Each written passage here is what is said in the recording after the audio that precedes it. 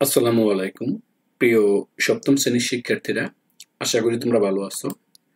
আজকে আমরা তোমাদের সাথে শেয়ার করব তোমাদের পাঠ্য বইয়ের 4 নাম্বার কোশ্চেনটি। যদি কেউ না বোঝো অবশ্যই কমেন্টস করবে, আমরা চেষ্টা করব সর্বোচ্চভাবে তোমাদেরকে বুঝিয়ে দেওয়ার জন্য। তারপরে যদি কারোর প্রবলেম হয় অবশ্যই কমেন্টস করবে। দেখো, এখানে বলছে নিচের রাশিগুলোর চতুর্থ সমানুপাতি নির্ণয় করতে বলতো।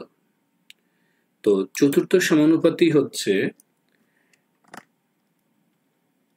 আমি একটা অঙ্ক করে দেখাচ্ছি, তাহলে তোমরা সহজে বুঝতে পারবে।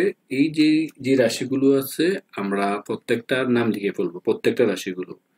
আর ডেসক্রিপশন বক্সে তোমরা সবগুলো লিঙ্ক পেয়ে যাবে, প্লে লিস্টে তো সব পাবি সিরিয়ালে। দেখো, এখানে এই প্রথম রাশি হচ্ছে 5 এবং দ্বিতীয় রাশি হচ্ছে 7। এই প্রথম রাশি, এই দ্বিতীয় রাশি, এবং তৃতীয় রাশিটা লিখতেছি, তৃতীয় রাশি হচ্ছে 10। আশা করি বুঝতে পারছো, প্রথম, দ্বিতীয় এবং তৃতীয়। তাহলে আমরা জানি প্রথম রাশি ইন্টু চতুর্থ রাশি ইকুয়াল টু দ্বিতীয় রাশি ইন্টু তৃতীয় রাশি। এটা নিয়ে আশা করি কারো কোনো প্রবলেম নেই। এটা আগের অঙ্কগুলো আমরা এভাবে সলভ করেছি। তাহলে এই প্রথম ইন্টু চতুর্থ, দ্বিতীয় ইন্টু তৃতীয়। তো চতুর্থ রাশি যেহেতু নির্ণয় করতে হবে, প্রত্যেকটা মান বসালাম। এই প্রথমটার মান দেওয়া ছিল এখানে 5, বসালাম। চতুর্থ নির্ণয় করতে হবে, দ্বিতীয়টার হচ্ছে 7, দ্বিতীয়টার হচ্ছে 10, মানটা বসিয়ে ফেললাম। বসানোর পর এখানে চতুর্থ রয়ে গেল, তারপর এটাই পাশে গুণ আছে, ওই পাশে গিয়ে নিচে ভাগ হয়ে যাবে। ভাগ হয়ে যাওয়ার পরে স্বভাবতই এই 5 দিয়ে 10কে কাটলে হচ্ছে এখানে 2। আশা করি বুঝতে পারছো। 7 দুগুণে হয় 14, তাহলে আমরা এখানে লিখবো চতুর্থ রাশি 14। তাহলে সুতরাং এই চতুর্থ রাশিটাই হবে চতুর্থ সমানুপাতি। তাহলে চতুর্থ সমানুপাতি হচ্ছে কত? 14। অ্যান্সার খুবই সহজ। এবার আমরা সলভ করব এই খ নাম্বার কোশ্চেন। তো ক নাম্বার কেউ না বুঝলে বলবা। এবার খ নাম্বার কোশ্চেনটা দেখে নেই। কোশ্চেনে দিয়ে দেওয়া আছে, এই প্রথম 3টা দিয়ে দেওয়া আছে, চতুর্থটা নির্ণয় করতে বলা হয়েছে। তো প্রথম রাশি 15, দ্বিতীয়টা হচ্ছে আমার 25 এবং তৃতীয়টা দেওয়া আছে 33। নির্ণয় করতে হবে চতুর্থ। তাহলে আমরা জানি প্রথম ইন্টু চতুর্থ, দ্বিতীয় ইন্টু তৃতীয়। সিমিলারলি এই সূত্রতে আমরা মান বসাবো আগের মতোই, একই। প্রথমের মান হচ্ছে 15, চতুর্থের মান নির্ণয় করতে হবে, চতুর্থ রয়ে গেল। দ্বিতীয়টার মান হচ্ছে 25 বা 25, এখানে লিখলাম। আর তৃতীয়টার মান দেওয়া আছে 33, এখানে তৃতীয়টা 33 লিখলাম। সবগুলো লেখার পরে আমাকে চতুর্থ সমানুপাতি নির্ণয় করতে হবে। চতুর্থ রয়ে গেল, এখানে গুণ আছে, এই পাশে গিয়ে কি হয়ে গেল? ভাগ হয়ে গেল।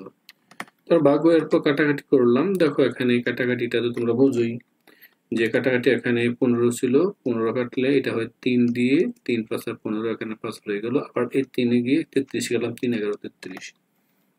তো কাটার পর, কাটাকাটি করার পরে হয় আমার কত? 5 11 55। সুতরাং চতুর্থ সমানুপাতি হচ্ছে 55। তাহলে সুতরাং আমরা লিখে ফেলি চতুর্থ সমানুপাতি 55। তো এবার আমরা করব যে গ নম্বর কোশ্চেনটি।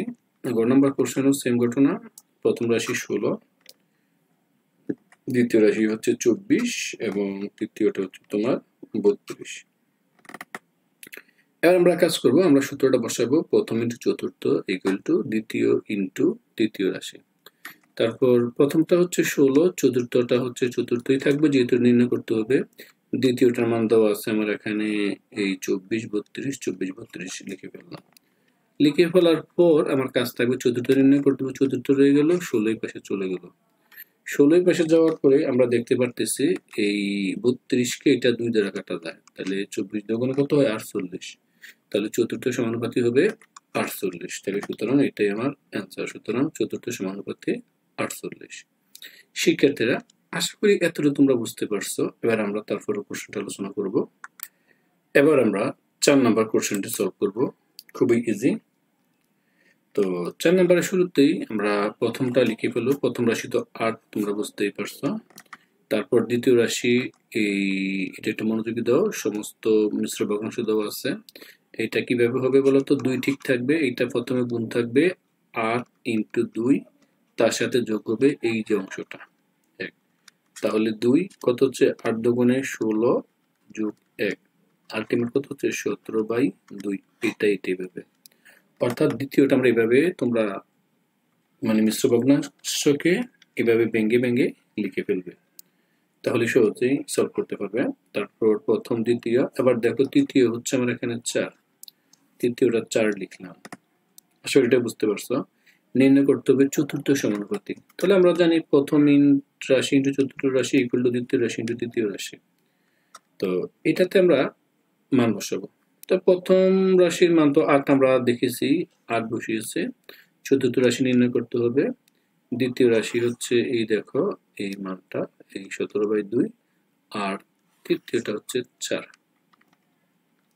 মান বসাবা, মান বসানোর পরে এবার চতুর্থ রাশিটা এখানে একটু কাটাকাটি, এখন তোমাদের তো বুঝতেই পারতেছ যে এটা হুবহু ছিল। তো এই অংশটা কিন্তু ধরো এই অংশটা উপরের অংশ, আর 8 এখানে গুণ আছে, 8 নিচে এসে ভাগ হয়ে যাবে। তো তোমাদের সুবিধার্থে আমি আরেকবার এখানে দেখাচ্ছি, যদি কেউ না বুঝো কাটাকাটির জন্য। দেখো আগে ছিল 17, উপরে ছিল 4, নিচে ছিল 2, এই অংশটা এখানে লিখলাম, এইভাবে লিখে যায়। আর 8 এখানে গুণ ছিল, এটা গুণ ছিল, এই পাশে গেলে ভাগ হয়ে যাবে 8। তারপর এই দেখো এটাকে আমি কাটছি কি করে, এই 4 দুগুণে 8, তাহলে 17, এখানে 2 দুগুণে 4, তাহলে আমাদের কত হচ্ছে 17/4, অর্থাৎ 4 ভাগের 17, বা একটাই বললে হয়। তাহলে সুতরাং এটা কত হচ্ছে এই 17 ভাগের 4। তাহলে সুতরাং আমাদের চতুর্থ সমানুপাতিক হচ্ছে এই 17 ভাগের হচ্ছে 4 অ্যান্সার। সরি, 4 ভাগের 17 অথবা 17/4। তারপরে এই হবে এই ও নাম্বারটি। দেখো এখানে একটা দশমিক আছে, আমরা চেষ্টা করব দশমিকটাকে এই তোমাদেরকে ক্লিয়ার করে বুঝিয়ে দেওয়ার জন্য। যদি এটা আস্তে ধীরে একটু বুঝবে, অঙ্কটা মনে হয় সহজ, তবে সহজেই একটু দেখার জন্য ভালোভাবে দেখবা। প্রথম রাশির মান দেওয়া আছে এই 5, তোমরা জানো, এবং দ্বিতীয় রাশির মান 4.5 এবং তৃতীয় রাশি 7। তাহলে আমরা সূত্রটা লিখে ফেললাম এবং তার মান বসাবো। প্রত্যেকটার মান তো তোমরা জানোই, প্রথমটা হচ্ছে 5, দ্বিতীয়টা হচ্ছে কত 4.5, দ্বিতীয়টা 7। তাহলে প্রথম চতুর্থ, প্রথমটা বসিয়ে ফেলবো, এই দ্বিতীয় এবং তৃতীয় রাশির মান লিখে ফেলবো। এটা হচ্ছে 5, চতুর্থ রাশি রয়ে গেল, এই দ্বিতীয় রাশি, তৃতীয় রাশি। তারপর আমাদের কাজ থাকবে এখানে চতুর্থ রাশি নির্ণয় করা, এই 4.5।